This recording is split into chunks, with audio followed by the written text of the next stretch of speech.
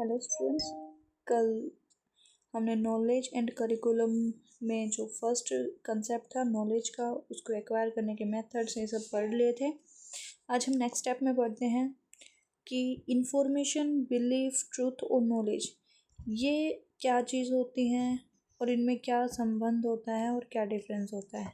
ठीक है, फर्स्ट हम पढ़ेंगे इंफॉर्मेशन क्या होती है। इंफॉर्मेशन, इसमें देखिए, process data that is organized, communicated and meaningful with in a specific context. It answers who, what, where and when. Simple बात क्या है कि एक रॉ डाटा होता है। ठीक है, इसमें फैक्ट्स बताए जाते हैं कि एक मैसेज की तरह होता है। जैसे कि हमें कोई मैसेज मिल गया, हमने किसी बुक से कुछ पढ़ लिया, कोई न्यूज़ हमने देख ली, कोई आर्टिकल हमने पढ़ लिया, या फिर कुछ इंटरनेट से हमने कोई न्यूज़ पढ़ ली, तो वो सब क्या है, इन्फॉर्मेशन है। सिर्फ पढ़ा है हमने, रॉ डाटा हो गया ये। ठीक है, इसमें हम ज़्यादा थिंकिंग नहीं करते हैं, ज़्यादा सोच विचार नहीं करते हैं। ठीक है सर, रिसीव कर लिया जो कोई इन्फॉर्मेशन थी उसको सिंपली रिसीव कर लिया। फॉर एग्जांपल, जैसे कि मैं खाना खा रही हूँ, ये मैंने किसी को बताया कि मैं खाना खा रहा हूँ, तो नेक्स्ट जो पर्सन था जिसको मैंने बोला उसने ये बात रिसीव कर ली। उसके लिए सिर्फ एक इन्फॉर्मेशन हो गई, उसने बस सुन लिया। फॉर नेक्स्ट एग्जांपल दे सकते हैं, जैसे कि बाहर बारिश हो रही है, इट इज़ रेनिंग आउटसाइड, तो ये भी क्या है, सिर्फ इन्फॉर्मेशन है। ठीक है, उसके बाद नॉलेज क्या हो गई। नॉलेज है कोग्निटिव अवेयरनेस है, या फिर अंडरस्टैंडिंग ऑफ ट्रूथ बोल सकते हैं।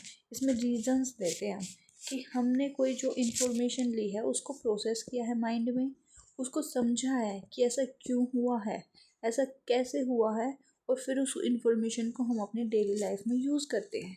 ठीक है, उसको हम नॉलेज बोलेंगे। जब हम इंफॉर्मेशन के वाई को जानेंगे, उसके क्यों को जानेंगे, उसको वो क्यों है, कैसे है, और उसको अगर हम अप्लाई कर रहे हैं, ठीक है, उसको अगर हम प्रोसेस कर रहे हैं, तो वो इन्फॉर्मेशन नॉलेज बन जाती है।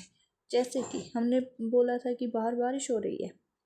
ठीक है, बारिश क्यों हो रही है, because of water cycle, because of condensation. ये क्या है, नॉलेज। जब हमने उसके वाई को जाना है, क्यों हो रही है, क्योंकि वाटर साइकिल और कंडेंसेशन प्रोसेस हो रही है। ठीक है, नेक्स्ट हम आएंगे ये देखिए कि इंफॉर्मेशन रॉ मटेरियल की होती है।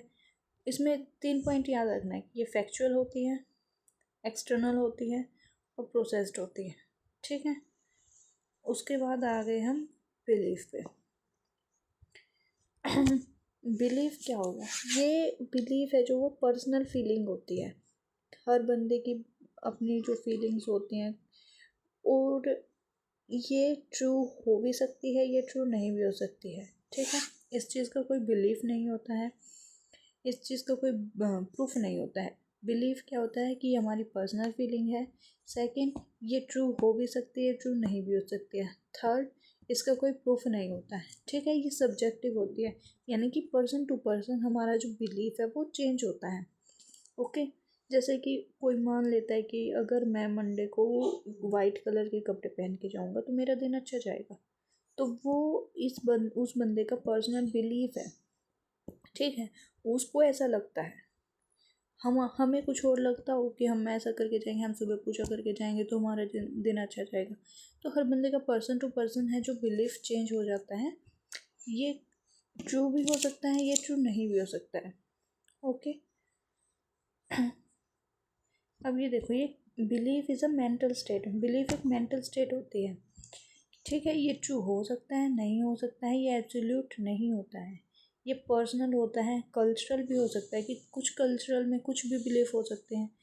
ठीक है, ये सब्जेक्टिव होते हैं, बट मैंने आपको बता ही दिया इसमें। उसके बाद आगे हमारा ट्रूथ। ट्रूथ क्या होता है, ट्रूथ एक एब्सोल्यूट रियलिटी होती है। ये ऐसी नहीं है कि किसी को क्या लगता है, किसी को क्या लगता है, इस चीज़ से उसको फ़र्क नहीं पड़ता। जो सच है वो सच है। ठीक है, ये एब्सोल्यूट रियलिटी होती है, किसी के मानने या न मानने से ये बदलता नहीं है। ठीक है, ये ऑब्जेक्टिव होता है, यूनिवर्सल होता है। फॉर एग्जांपल, सूरज कहाँ से निकलता है, पूर्व से निकलता है। कोई ना माने, उसके कहने से चेंज नहीं होगा। ठीक है, तो अर्थ अराउंड सन रिवॉल्व करती है, ये भी किसी के कहने से चेंज नहीं होगा। तो जो चीज़ यूनिवर्सल है, जो बदलती नहीं है पर्सन टू पर्सन, वो एक एब्सोल्यूट रियलिटी है, तो उसको हम ट्रुथ बोलेंगे। ठीक ठीक है। ये पर्सन टू पर्सन चेंज नहीं होता, belief person to person change होता है। ओके, अब ये नेचर देख लीजिए, जैसे कि बिलीफ सब्जेक्टिव होता है, ट्रूथ ऑब्जेक्टिव होता है, फिर डिपेंडेंस बिलीफ है माइंड के ऊपर डिपेंड करता है, और वेट अ मिनट, और ये इंडिपेंडेंट होता है माइंड के। इसको एविडेंस की ज़रूरत नहीं होती है, ट्रूथ के एविडेंस होते हैं। ये जो बिलीफ है वो ट्रेडिशन पे होता है, फेथ करता है, और ये फिज़िक्स पर होता है, ट्रूथ फिज़िक्स के ऊपर होता है। ठीक है, एग्ज़ाम में आप क्या करेंगे, डेफिनेशन लिखेंगे, फ्लो चार्ट्स बनाएंगे और फिर एग्जांपल्स देंगे। नेक्स्ट है, देखो सबसे पहले ये फ्लो चार्ट से समझो, नीचे जो हमने डायग्राम दिया है, डाटा। सबसे पहले डाटा होता है मेन प्राइमरी स्टेज पे, फिर डाटा से इंफॉर्मेशन बनती है, इंफॉर्मेशन से फिर हम नॉलेज बनाते हैं, और नॉलेज से फिर विजडम बनती है। ठीक है, डाटा, इंफॉर्मेशन, फिर नॉलेज, फिर विजडम।